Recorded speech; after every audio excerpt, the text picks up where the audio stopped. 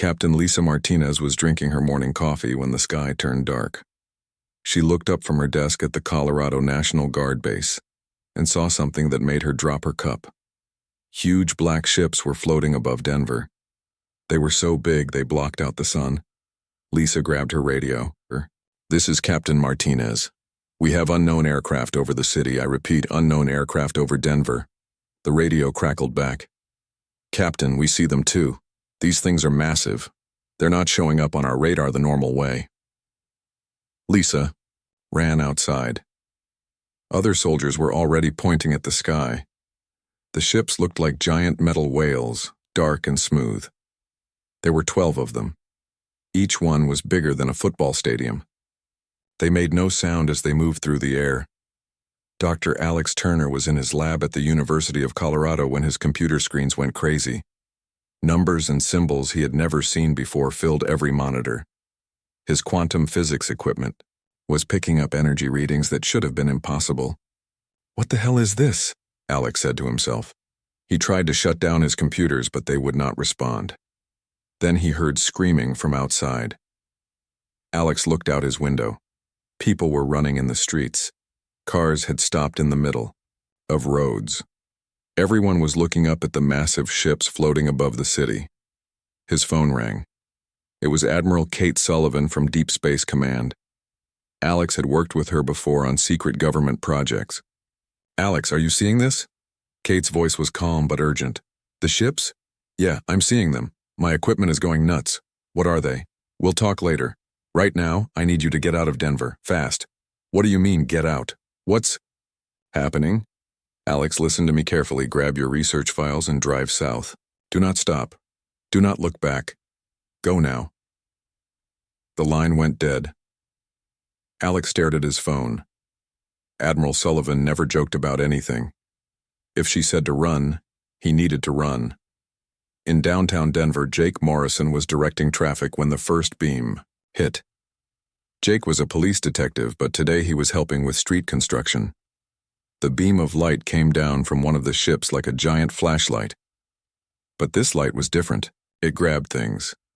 Jake watched in horror as the light touched a building. The entire building started to float upward. People inside were screaming as their office tower lifted off the ground like it weighed nothing. "Everyone get back!" Jake yelled into his radio. "Stay away from those beams."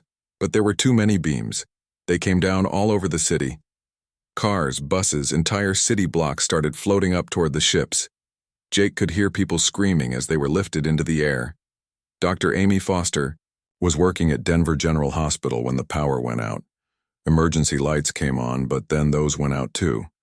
Amy was in the middle of treating a patient when everything went dark. "What's happening?" asked the nurse next to her. Amy looked out the window. A bright beam was coming down toward their hospital. "We need to evacuate now." But it was too late. The beam touched the hospital building. Amy felt her stomach drop as the entire hospital started to rise. Through the windows, she could see the ground getting farther away. Patients in beds were floating upward. Medical equipment was flying through the air. Amy tried to hold onto a wall, but the wall was moving too. Everything was moving upward toward the giant ship. At Cheyenne Mountain, General Paul Harrison was watching it all happen on satellite feeds. The secret military base was built deep inside a mountain. It was one of the most secure places on Earth. "Sir, we're getting reports from all over Denver," said Lieutenant Brown. "These ships are taking everything, buildings, people, cars. The whole city is being lifted up." General Harrison had been a soldier for 30 years. He had seen wars and disasters, but he had never seen anything like this. On the screens in front of him, he watched as an entire city disappeared into alien ships. "Have our jets arrived?" Harrison asked. "Yes, sir. 2 F-22s are approaching now." Harrison watched as the fighter jets flew toward the alien ships. The jets looked like tiny insects next to the massive vessels. The pilots fired missiles at the nearest ship. The missiles hit the ship's hull and exploded. But the explosions did nothing. The ship did not even slow down. It kept lifting pieces of Denver into its belly. Then something happened that made Harrison's blood run cold. One of the ships pointed a weapon at the fighter jets. A beam of red light shot out. Both jets simply stopped flying. They did not explode. They did not crash. They just stopped in midair like someone had turned off their engines. The jets started, floating upward toward the ship just like everything else. "My God," whispered Lieutenant Brown. "What are these things?" By evening, Denver was empty. The buildings were still there, the roads were still there, but there were no people, no cars, no life. 3 million people had been taken in 6 hours. Captain Lisa Martinez had escaped because she was outside the city when it happened. She stood on a hill 20 miles south of Denver and looked at the empty city through binoculars. The alien ships were gone. They had left as quietly as they had come. Her radio crackled. "This is Admiral Sullivan. All military personnel are to report to emergency stations. We are now at DEFCON 1. Lisa keyed her radio. "Admiral, this is Captain Martinez. Denver is gone. The whole city. Everyone in it."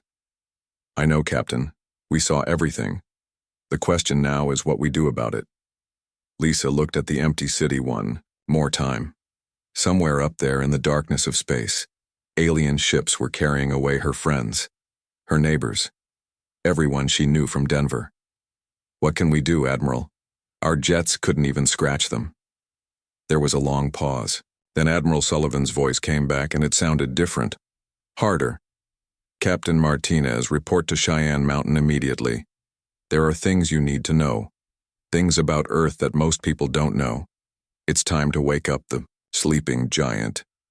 As Lisa drove toward the mountain base, she did not know that hidden cameras had recorded everything. The alien ships had left behind small probes to watch Earth's reaction. The aliens wanted to see if the humans would panic or surrender. Instead, the probes recorded something else. Within minutes of the ships leaving, every military base on Earth came alive. Soldiers mobilized. Weapon systems activated. Emergency. Broadcast went out in dozens of languages.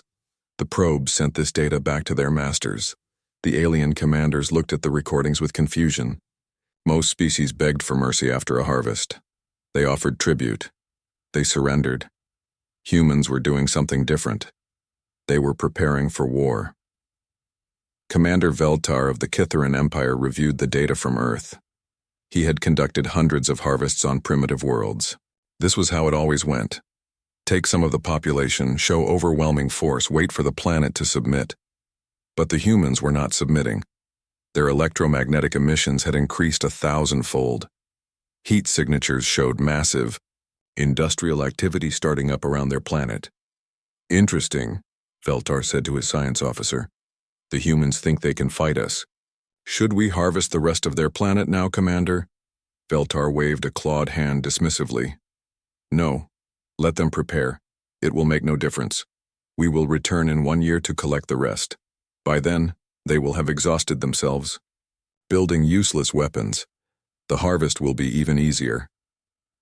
It was the biggest mistake the Kitharan Empire had ever made. They had given humanity exactly what it needed most: time.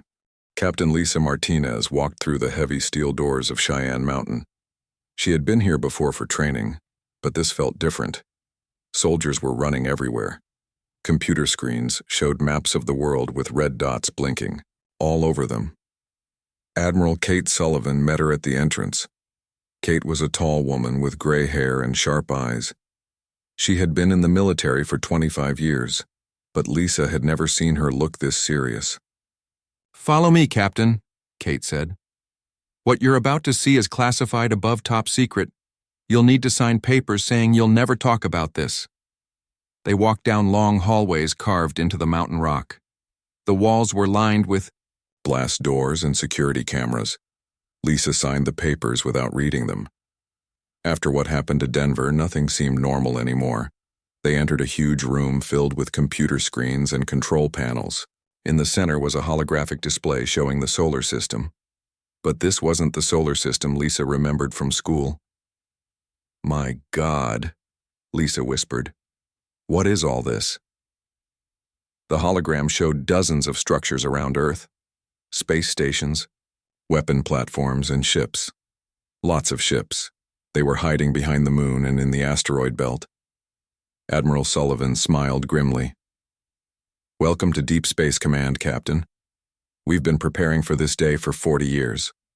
Dr. Alex Turner arrived at the mountain base 3 hours later. He was still carrying his research files and wearing the same clothes from that morning. Everything felt like a dream. General Paul Harrison met him at the security checkpoint. Dr. Turner, thank you for coming. We need your quantum physics expertise. General, I don't understand what's happening. Those ships, the technology they used, it's impossible by our current understanding of physics. That's because our current understanding is a lie, Harrison said. We've known about aliens for decades. We've been preparing for them. They brought Alex to a laboratory deep in the mountain. Inside were devices he had never seen before. They looked human-made but used technology far beyond anything he knew about. We've been reverse engineering alien technology since 1952, explained Dr. Carol White, the head scientist. Small crashes, probe recoveries, pieces left behind by scout ships. We've learned to build faster-than-light drives, energy weapons, and quantum communicators. Alex stared at the equipment. Why wasn't this shared with the scientific community?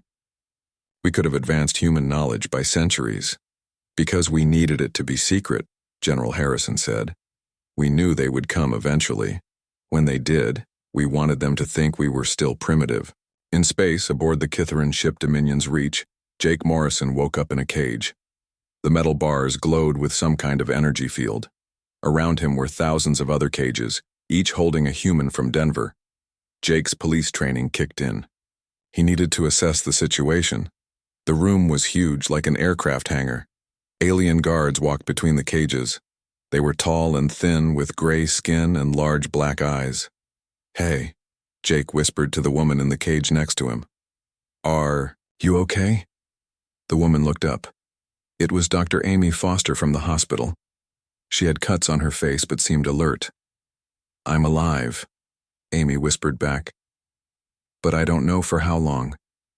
They've been taking people from the cages. They don't come back." Jake looked around more carefully. The aliens moved in patterns like they were following routines. Good. Routines could be learned and exploited. "I'm Jake Morrison, Denver Police. What's your name?" "Dr. Amy Foster. I was working at Denver General when they took us." "Doctor, we need to organize the others. Find out who has useful skills, police, military, engineers, anyone who might help us fight back." Amy nodded. "There's a software engineer named Ben Carter 3 cages over. He's been studying their computer terminals." Ben Carter had been awake for hours, watching the alien guards use their control panels. The technology was advanced, but the logic seemed familiar. It reminded him of the computer networks he worked with back on Earth. When Jake and Amy started whispering to him, Ben was ready with information. "Their computers use quantum processing, but the user interface is surprisingly simple," Ben said, quietly. "I think they've been using the same basic system for a long time. They haven't updated their security protocols." "What does that mean?" Jake asked. "It means they might be vulnerable to a computer virus, if I can access one of their terminals." Back on Earth, Admiral Sullivan was showing Captain Martinez something that would change everything. In a secure hangar deep in the mountain, she saw Earth's real space fleet. The ships were sleek and black, designed for stealth. They looked nothing like the space shuttles the public knew about. These were warships, built for speed and firepower. "The USS Defender is our newest model," Sullivan explained, pointing to a ship the size of a city block. "Faster than light capable, armed with quantum torpedoes and kinetic weapons." Lisa walked around the ship in amazement. "How many of these do we have?" 57 completed ships in this fleet.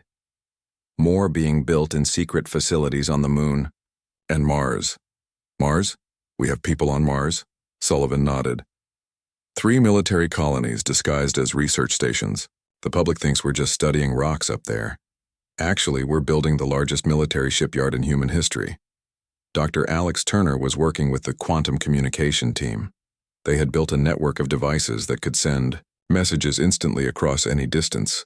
It was based on quantum entanglement theory that most scientists thought was only theoretical. "We've had operatives in alien space for 20 years, explained Commander Rick Stone, the intelligence officer. "They pose as primitive traders and refugees. The aliens never suspect that humans could be that advanced. Alex looked at the star chart showing human agents scattered across dozens of alien worlds. How did we know where to send them? We've been tracking alien movement since the 1960s, Stone replied. Every time they visited Earth, we learned more about their empire. We know their trade routes, their military bases, their weaknesses. The communication array came alive. Messages started flowing in from agents across the galaxy. They had been waiting for this signal for years. Agent Rodriguez reporting from Cathara Prime. Military installations mapped and ready for strike. Agent Thompson on Vega Colony. Supply depot locations confirmed. Agent Park at the Centauri hub. Troop movements monitored and catalogued. Admiral Sullivan coordinated the incoming intelligence. For 20 years, these agents had lived among aliens, gathering information and waiting for the day Earth would need it. Gentlemen, ladies, Sullivan announced to the room. The aliens made a mistake. They gave us time to prepare, but more importantly, they showed us their capabilities. Now we know exactly what we're fighting. On the alien ship, Ben Carter got his chance when a guard made a mistake. The alien left his control panel active while dragging a human prisoner away. Ben reached through the energy bars of his cage and touched the alien computer screen. The interface was in alien writing, but Ben had been studying it for hours. He understood the basic commands. Slowly, carefully, he began typing code. The virus he created was simple but effective. It would spread through the alien computer network and change how their systems worked. Instead of following rigid alien logic, the computers would start thinking like humans do, with deception and unpredictability. "What are you doing?" Amy whispered. "Teaching their computers to lie," Ben replied. Jake watched as Ben worked. The police detective understood strategy and tactics, but computer warfare was beyond him. He focused on what he did understand, organizing people for resistance. "Amy, I need you to identify anyone with medical training," Jake whispered. "When we make our move, people will get hurt." "Jake, these aliens have energy weapons and technology we don't understand. How can we possibly fight them?" Jake looked at the alien guards marching in their predictable patterns. "The same way humans always fight when we're outnumbered. We cheat." Back on Earth, the quantum communication network was fully active. Admiral Sullivan was coordinating with military leaders from every nation. The alien harvest of Denver had united humanity in a way that nothing else ever had. "The Chinese are mobilizing their space fleet," reported General Harrison. "The Russians are activating their Mars facilities. The Europeans are bringing their stealth ships online." Captain Martinez realized the truth.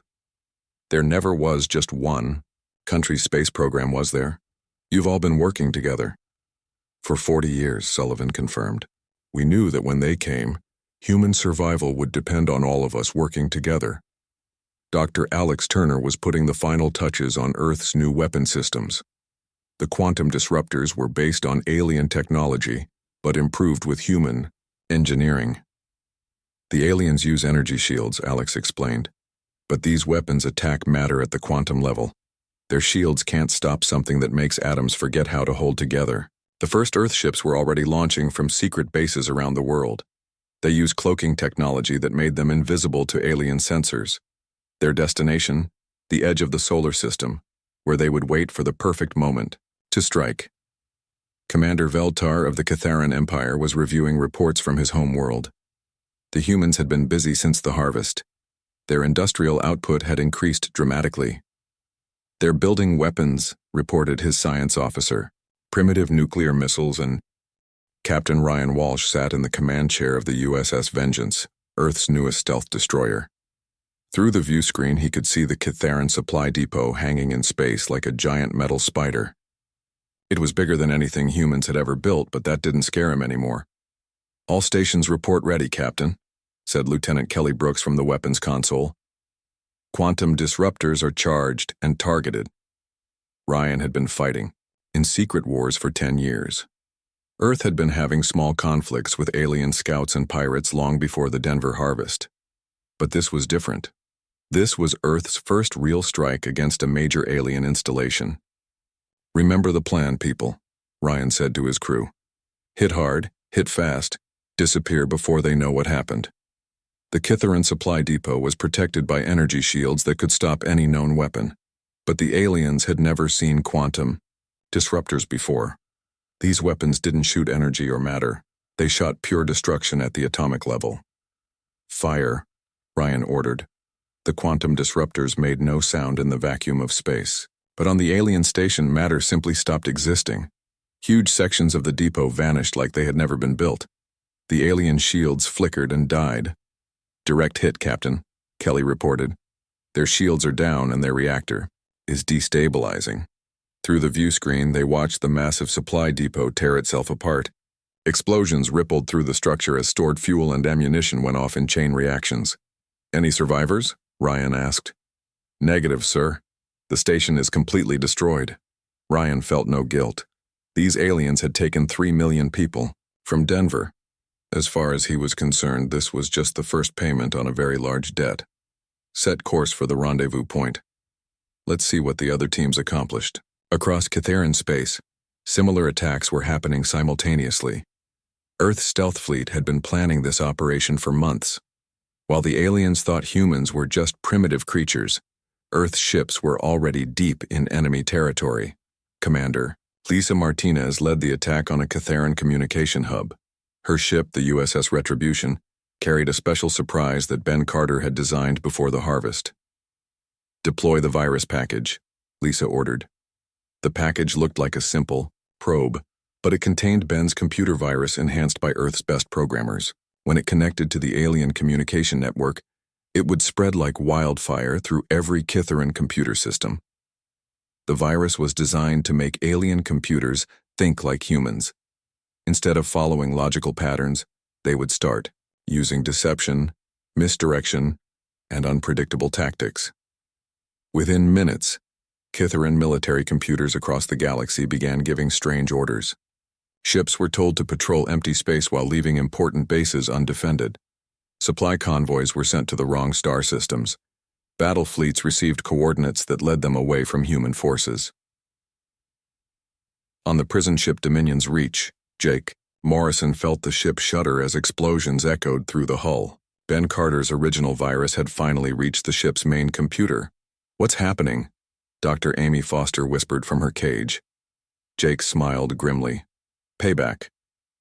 The alien guards were running around in confusion as their control systems malfunctioned. Doors were opening and closing randomly. Security cameras were showing false images. Even the artificial gravity was fluctuating. "Now!" Jake shouted. Throughout the prison holds, humans began their carefully planned rebellion. Jake had taught them to use anything as a weapon. Medical equipment, pieces of broken cages, even their own clothes could become tools of war. Dr. Amy Foster led a group of medical personnel to the alien medical bay. They needed supplies to treat wounded humans, but they also knew that alien medical equipment could be turned into weapons. Ben Carter had more ambitious plans. During the chaos, he reached one of the main computer terminals. His virus had given him access to the ship's systems that should have been impossible to breach. "I'm in their navigation system," Ben called to Jake. "I can change our course. Where can you take us?" Ben studied the star charts on the alien screen. "There's a human, fleet position marked here. It's 3 days away." Jake nodded. "Do it. Take us home." But first, they had to deal with the alien crew. The Kitharan guards were tall and strong, but they had never faced desperate humans before. Their weapons were designed to control slaves, not fight warriors. The humans used tactics the aliens had never seen. They attacked in groups using teamwork and coordination that the rigid Kitharan military couldn't understand. They set traps and ambushes in the ship's corridors. Most importantly, the humans fought dirty. They had no honor code that said fights must be fair. If an alien was bigger and stronger, the humans would attack from behind. If alien weapons were superior, the humans would steal them. Dr. Amy Foster surprised herself by how effectively she could use alien medical tools as weapons. A surgical laser could cut through alien armor. Medical drugs could be turned into poison or knockout chemicals.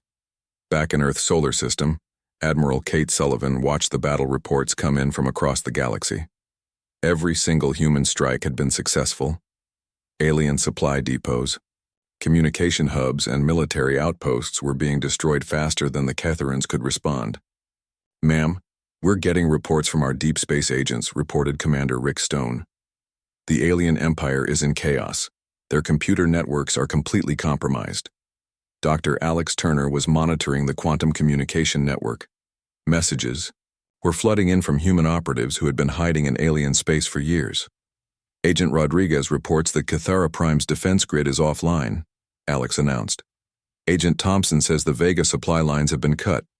Agent Park confirms that 3 alien battle fleets are flying in circles, completely lost. Admiral Sullivan allowed herself a small smile.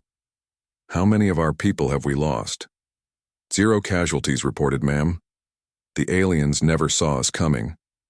General Paul Harrison studied the tactical displays. The human attacks had been so successful that they were ahead of schedule. "Admiral, our intelligence suggests the aliens are planning a counterattack. They're gathering their remaining fleets for a strike at Earth." Sullivan nodded. "Expected? How long before they get here?" "Best estimate is 6 days." "Good. That gives us time for Phase 2. Phase 2 was the liberation campaign. Human forces were moving to free the slave worlds that the Kytheran Empire had been harvesting for centuries. Captain Ryan Walsh received his new orders while his ship was refueling at a secret base in the asteroid belt. The mission was ambitious: liberate the slave world of Kepler 442b and recruit the freed aliens as allies. "Sir, intelligence reports that Kepler 442b has over 50 different species enslaved there," Lieutenant Kelly Brooks reported.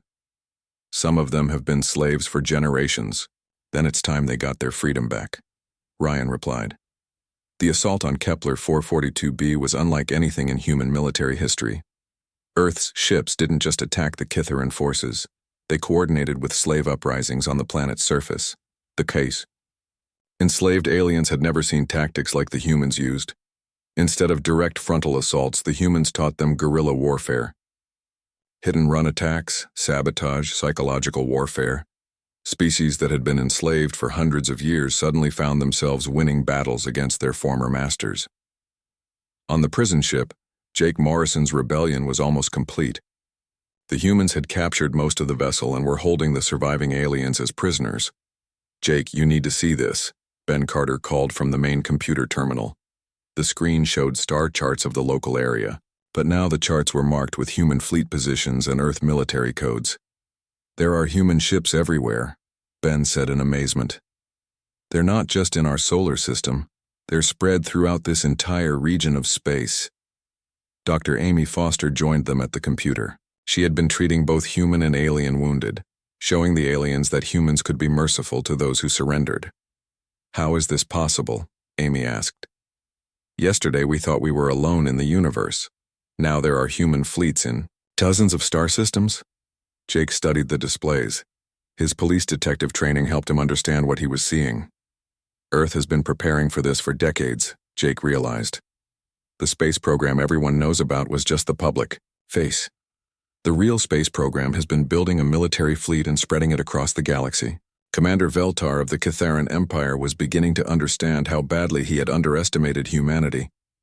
Reports were coming in from across his empire.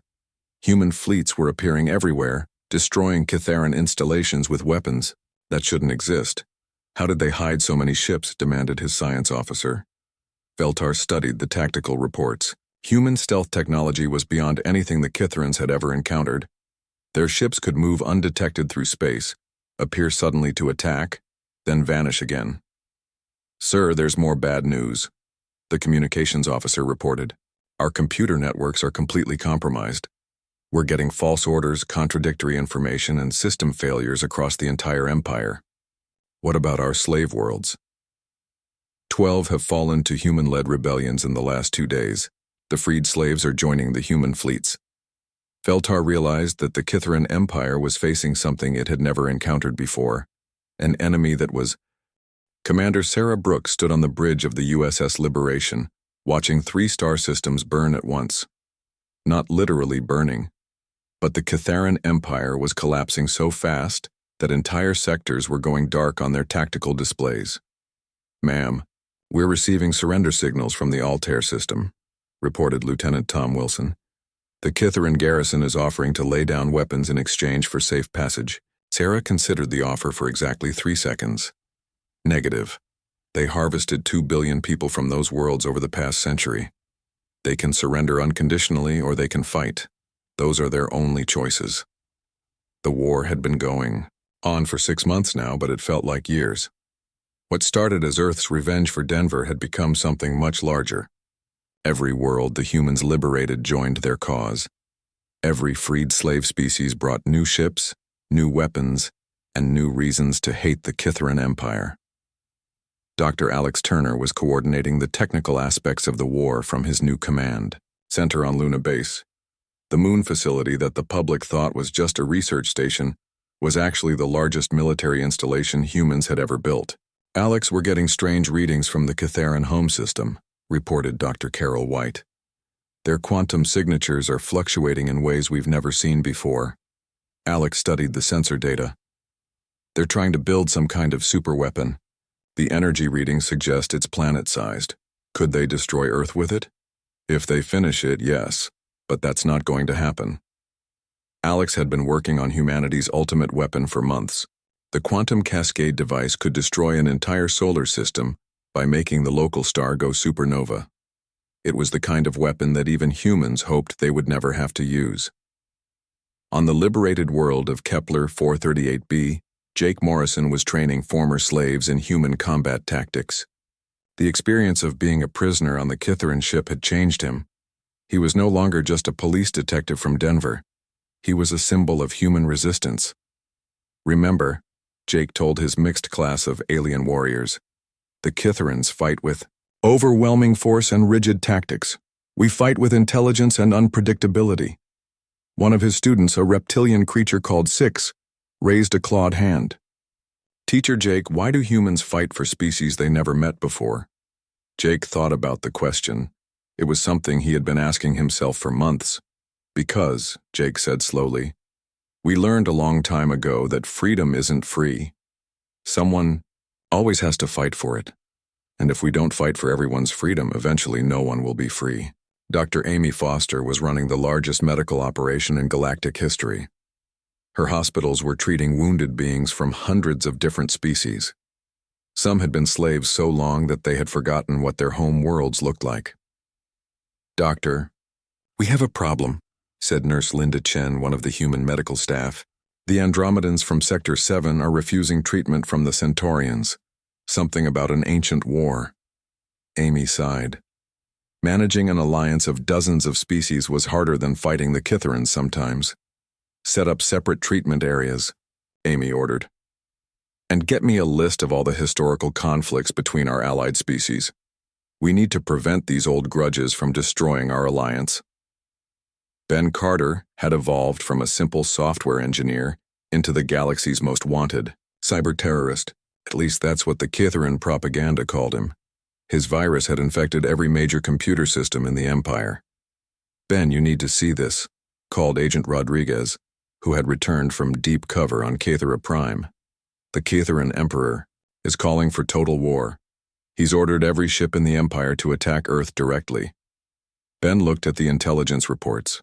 The Kithaeron fleet heading for Earth was massive, over 3,000 ships. It was the largest military force ever assembled in galactic history. "How long before they reach Earth?" Ben asked. 2 weeks at maximum speed." Ben smiled. It wasn't a nice smile. "Good. Admiral Sullivan wanted them all in one place. This makes it easier." The final battle of the war began not at Earth, but at the edge of the solar system. Admiral Kate Sullivan had positioned her forces in the asteroid belt, using the Space Orcs as cover and weapons. The Kithaeron fleet came out of hyperspace expecting to find a primitive world defended by simple nuclear weapons. Instead, they found the most advanced military force in the galaxy waiting for them. "All ships, this is Admiral Sullivan," Kate broadcast on all frequencies. "Today we finish what they started. For Denver, for every enslaved world, for freedom." The battle was unlike anything the galaxy had ever seen. The Kithaerons had numbers, 3,000 ships against Earth's 500. But humans had something. The aliens had never learned to fight against allies. Ships from dozens of liberated worlds came out of hyperspace behind the Catharan fleet. The Reptilian Six led a squadron of fighters from his homeworld. The blue-skinned Altarians brought their heavy cruisers. Species that had been enemies for centuries fought side by side against their former oppressors. Captain Ryan Walsh was commanding the USS Vengeance in the thick of the battle. His quantum disruptors were tearing through Catharan ships like they were made of paper. "Captain, we're getting a priority signal from the prison ship Dominion's Reach," reported Lieutenant Kelly Brooks. Ryan's heart jumped. That was the ship that had taken the people from Denver. Put them through. Jake Morrison's voice came over the communication system. "Captain Walsh, this is Detective Jake Morrison. I'm in command of the Dominion's Reach. We have 3 million former prisoners aboard, and we want to help in the fight. Jake, get those people to safety. This is a war zone." "Sir, with respect, these people have been prisoners for 6 months. They want to fight, and this ship has enough firepower to make a difference." Ryan made a command decision. "Jake, welcome to the fleet. Target the Catharan flagship and show them what Denver thinks of being harvested." The prison ship that had taken Denver's population turned its weapons on its former masters. The symbolism was not lost on anyone in the battle. The hunters had become the hunted. Emperor Zethkar of the Catharan Empire watched his fleet being destroyed from his flagship, the Eternal Dominion. In one day, he was seeing the collapse of an empire that had ruled the galaxy for 1,000 years. "My lord, we should retreat," urged his fleet commander. "We can regroup and—" "No," Zethkar said firmly. "If we cannot defeat these humans here, we cannot defeat them anywhere. Order all ships to ram their vessels. If we cannot win with weapons, we will win with sacrifice." It was the final mistake of the Catharan Empire. The order to ram human ships was transmitted over compromised communication networks. Ben Carter's virus intercepted the order and changed it. Instead of ramming human ships, half the Catharan fleet received orders to ram the other half. In the confusion, Catharan ships began firing on each other. Admiral Sullivan watched the enemy fleet tear itself apart. "All ships, focus fire on the flagship. Let's end this war." The Eternal Dominion was the most powerful warship ever built by the Catharan Empire. Its shields could deflect any energy weapon. Its armor could survive a direct hit from a nuclear missile, but it could not survive a quantum cascade weapon fired at point-blank range. Dr. Alex Turner had spent months perfecting the weapon. When it hit the Catharan flagship, it didn't just destroy the ship. It made the ship and everything in a 3-kilometer radius cease to exist at the quantum level. Emperor Zethkar and his command staff didn't even have time to scream. The death of their emperor broke the last of Catharan resistance. Ships across the battle zone began transmitting surrender signals. The empire that had ruled the galaxy for a millennium had fallen in less than a day. But the humans weren't finished. While the main battle was happening at Earth, human fleets were moving on Cathara Prime itself. Commander Lisa Martinez led the assault on the Catharan homeworld. The planet was defended by orbital weapon platforms that could destroy entire fleets. But the platforms were controlled by computer systems that Ben Carter's virus had infected months ago. "All defensive systems are offline," reported the ship's tactical officer. "The planet is defenseless." Lisa looked down at the world where billions of Catharans lived. Many of them were innocent civilians who had never participated in the slave trade. But this was war, and wars had consequences. "Signal the planet," Lisa ordered. "Tell them they have 1 hour to surrender unconditionally. After that, we start reducing their cities to rubble." The surrender came in 47 minutes. Across the galaxy, the news spread faster than light. The Catharan Empire had fallen. The species that had enslaved half the galaxy for 1,000 years had been defeated by humans and their allies in less than 8 months. On Earth, people celebrated in the streets. The 3 million citizens of Denver were coming home. The alien threat was ended. Humanity had won its first galactic war. But in the quiet command centers and secure facilities, human leaders were already planning for what came next. The galaxy was free from Catharan tyranny, but it was also in chaos. Someone needed to maintain order and protect the weak from new predators. Admiral Kate Sullivan looked at reports coming in from across the galaxy. 47 different species were asking for human protection. 17 former Kytheran worlds wanted to join Earth's alliance. The Reptilian Six was requesting human military advisors to help his people build. 6 months after the fall of the Kytheran Empire, Captain Lisa Martinez stood in downtown Denver, watching children play in the same park where alien ships had once cast their dark shadows. The city had been rebuilt exactly as it was before the harvest, but everything felt different now. The children playing weren't just human. There were young Altarians with their blue skin and 4 arms, Reptilian Six hatchlings learning to walk upright, and dozens of other species whose parents had chosen to make Earth their new home. Hard to believe it's been less than 2 years since they took our city, said Mayor Frank Collins, joining Lisa on the park bench. He had been mayor before the harvest, and the people had elected him again after the liberation. Sometimes it feels like a lifetime ago, Lisa replied.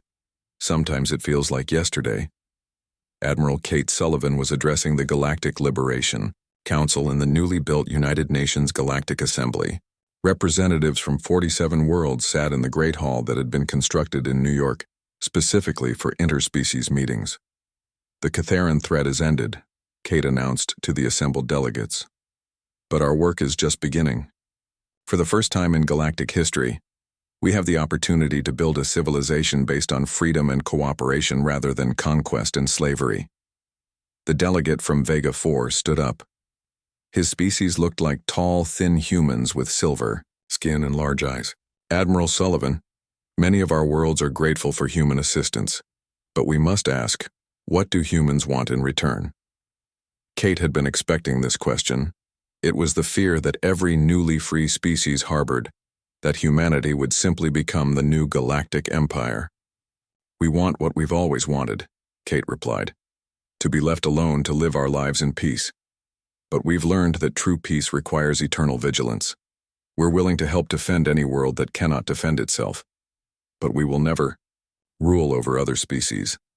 Dr. Alex Turner was overseeing the most ambitious project in human history, the Galactic Defense Network. Using quantum communication technology, they were linking defensive systems across dozens of worlds so that an attack on any member planet would trigger immediate response from all the others. The key is making the system automated, Alex explained to his international team of scientists. No single world can control the network. If any member is attacked, the system responds automatically. Dr. Carol White, his chief assistant, looked up from her calculations. Alex, are you sure about this? We're essentially making it impossible for any species, including humanity, to ever conquer another world by force. Alex nodded. That's exactly the point. We're making aggressive war impossible. On the former slave world of Kepler 438b, Jake Morrison was training the last class of freedom fighters he would ever need to train. The galaxy was at peace, but these beings wanted to learn human military tactics just in case peace didn't last. Remember, Jake told his mixed class of former slaves, the strongest army in the galaxy is useless if the soldiers don't know what they're fighting for. 6. The reptilian warrior who had become Jake's best student raised his hand. Teacher, Jake, what happens to warriors when there are no more wars to fight? Jake smiled. They become teachers. They become protectors. They become the people who make sure the wars never start again. Dr. Amy Foster was running the Galactic Medical Corps, the largest humanitarian organization in history. Her doctors and nurses were working on hundreds of worlds, treating diseases and injuries that had been ignored during the centuries of Kytheran rule. Amy, we have a situation on Centauri 7, reported Dr. Linda Chen. There's a plague affecting 3 different species, but they refuse to work together on a cure because of old ethnic conflicts, Amy sighed. Even in peacetime, getting different species to cooperate was a constant challenge. Send a human medical team, Amy ordered. Sometimes it takes outsiders to help people remember what's really important. Ben Carter had become the galaxy's chief information officer, managing computer networks that spanned hundreds of star systems. His greatest achievement was creating the Galactic Internet, a communication system that allowed any being on any world to talk to any other being instantly. Ben, we're getting reports of someone trying to hack the defense network, reported his security chief, Agent Rodriguez, who had returned from his years of undercover work. Ben pulled up the security logs on his screen. It's not a hostile hack. Someone's just trying to understand how the system works. Should we stop them? No. Let them learn. The more people understand the system, the harder it becomes for anyone to abuse it. The hacker turned out to be a young Kitharan named Velneth, the son of the former commander Veltar. The Kitharans, who had survived the war, were struggling to find their place in the new galaxy. Veltar himself had become an unlikely ally of humanity. The former Kitharan commander was now working with human military advisors to help his people adapt to a galaxy where they were no longer the dominant species. My people ruled through fear for 1,000 years, Veltar told Admiral Sullivan during one of their regular meetings. We never learned how to live as equals with other species. That's something you can learn, Sullivan replied. It just takes time and practice. Will humans ever forgive us for what we did? Sullivan considered the question carefully.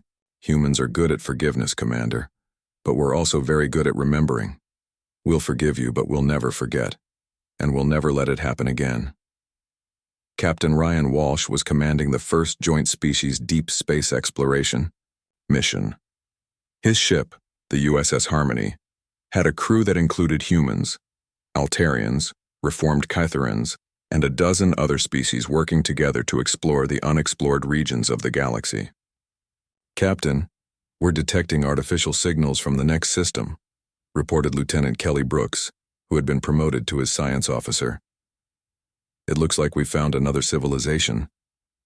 Ryan felt the familiar mixture of excitement and caution that came with first contact situations. Are they spacefaring? Preliminary scans suggest early space travel capabilities, similar to where humanity was 50 years ago. Then we approach carefully, Ryan ordered. Send the standard first contact message. Let them know we come in peace, and ask if they want to talk. The response came back in a language that the ship's computers had never heard before, but the mathematical concepts were universal, and soon they had established basic communication.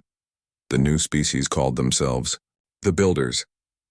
They were a peaceful race of insect-like beings who created beautiful art and architecture. They had been hiding from the galaxy for centuries because they had heard about the Kitharan slave raids. You say the slavers are gone? Asked the Builder. Ambassador through the translation system. Gone forever, Ryan confirmed. The galaxy is under new management now. 3 months later, the Builders became the 48th member of the Galactic Liberation Council. Their artistic abilities and architectural knowledge were soon being shared across dozens of worlds. On Earth, the reconstruction of Denver was complete, but the city had become something more than it was before. It was now the memorial to humanity's first contact with galactic civilization and the symbol of what people could accomplish when they worked together. Lisa Martinez, now promoted to general, stood at the memorial wall where the names of every person taken in the harvest were carved. All 3 million had been found and brought home, but some had died during their captivity. The memorial was for them. General Martinez? A young voice asked behind her. Lisa turned to see a little girl, maybe 8 years old, with the blue skin and 4 arms of an Altarian. Yes, sweetheart? My teacher says you were here when the bad aliens took people. Is that true? Lisa knelt down to the child's eye level. Yes, I was here. Were you scared? Lisa smiled. Very scared. But being scared doesn't mean you stop fighting for what's right. My parents say humans saved our world from the bad aliens. We all saved each other, Lisa replied. Humans, Altarians, 6, everyone working together. The child nodded seriously and ran back to her mixed group of human and alien friends playing in the park. Dr. Alex Turner was putting the finishing touches on his greatest invention, the Quantum Peace Engine. It was a device that could detect aggressive military buildups anywhere in the galaxy and alert the Galactic Defense Network instantly. Alex, this is incredible, said Dr. Carol White, reviewing his plans. With this system in place, no species will ever be able to launch a surprise attack like the Kitharans did. That's the idea, Alex replied. Peace through superior information. The system went online 6 months later. For the first time in galactic history, every world in the network knew exactly what military forces every other world possessed. Transparency replaced secrecy. Trust replaced fear. Admiral Kate Sullivan was preparing for retirement. She had spent 40 years of her life preparing for the Kytherin invasion and 2 years cleaning up after it.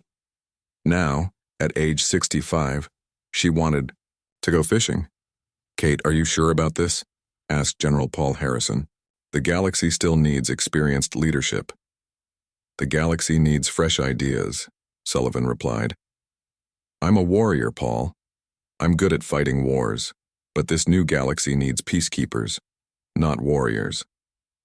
Her replacement was Commander Sarah Brooks, the officer who had led the liberation of multiple slave worlds. Sarah was younger, more diplomatic, and